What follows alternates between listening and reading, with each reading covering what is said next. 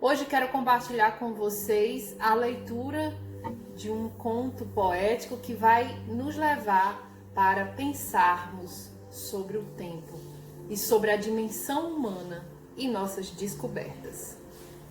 Nesse momento, eu gostaria de pedir que fizéssemos uma respiração mais alongada, mais profunda e abríssemos a nossa escuta interior.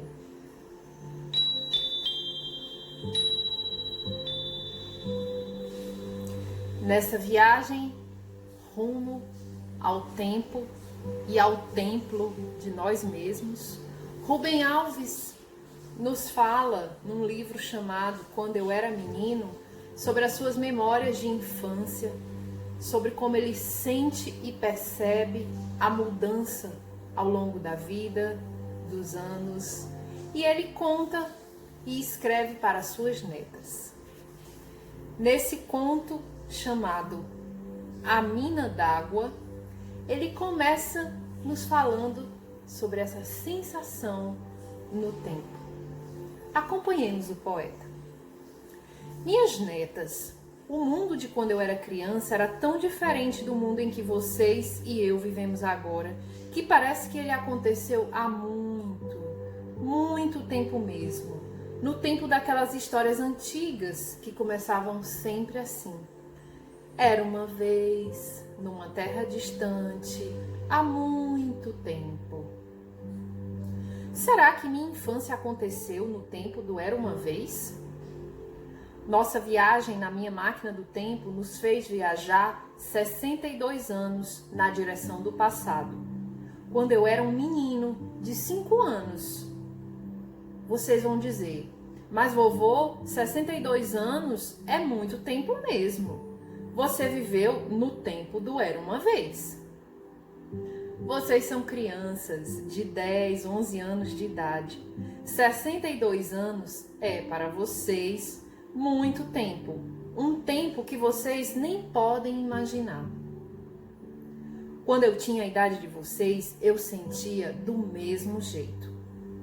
Mas não é muito tempo quando pensamos nos milhares de anos, nas centenas de milhares de anos que medem o tempo em que nossos antepassados começaram a povoar o mundo.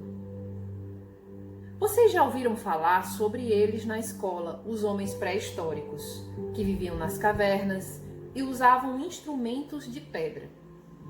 Pois eu vou dizer uma coisa muito estranha. Vocês vão ter que pensar para entender. Eu acho que o mundo em que eu vivi estava mais próximo do mundo desses nossos antepassados há milhares de anos que o mundo de vocês, o mundo em que nós vivemos. Isso pode parecer absurdo, dizer que 62 anos é mais que milhares de anos. Mas o tempo é uma coisa matreira.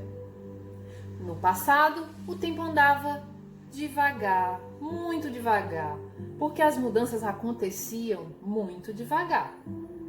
Vocês podem imaginar quantas centenas de anos levou para que os homens descobrissem a maneira de produzir fogo?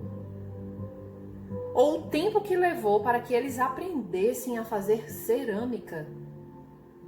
Durante milhares de anos, os homens só usaram instrumentos de madeira e pedra. Podem imaginar o tempo que passou até que eles descobrissem os metais? E mais, calculam o tempo que passou até que eles aprendessem a usar os metais? Para usar metais, para transformar os metais em ferramentas, eles tinham de já dominar a tecnologia do fogo, porque é preciso fogo para fundir os metais. E qual teria sido o acidente que fez com que eles descobrissem que os metais, colocados no fogo a altas temperaturas, derretiam? Que momento extraordinário deve ter sido aquele em que um homem, pela primeira vez, produziu uma lâmina afiada que podia cortar o couro cortar a madeira, cavar a terra, virar faca e espada. Seus companheiros devem ter olhado para ele com assombro e respeito, quase como se ele fosse um deus. Quando as mudanças acontecem muito devagar, o tempo também anda devagar. Ao contrário, quando as mudanças acontecem depressa, o tempo anda depressa. E foi isto que aconteceu.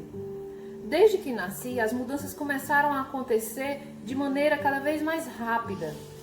E a razão por que as mudanças passaram a acontecer de forma cada vez mais rápida se deve a isto. Antes, as descobertas aconteciam por acidente, mas de repente, os homens aprenderam a fazer as mudanças de propósito. Não precisavam esperar que acidentes acontecessem. Aprenderam que usando o pensamento, eles podiam fazer as coisas que desejavam. A coisa mais importante que aconteceu na história da humanidade foi isto. Os homens aprenderam a pensar para fazer as coisas que eles desejavam. No lugar-tempo da minha infância, as mudanças andavam de carro de boi. No nosso tempo, as mudanças andam de avião a jato. A distância que um avião a jato percorre em 1 hora, um carro de boi andando sem parar, dia e noite, levaria 270 horas para percorrer.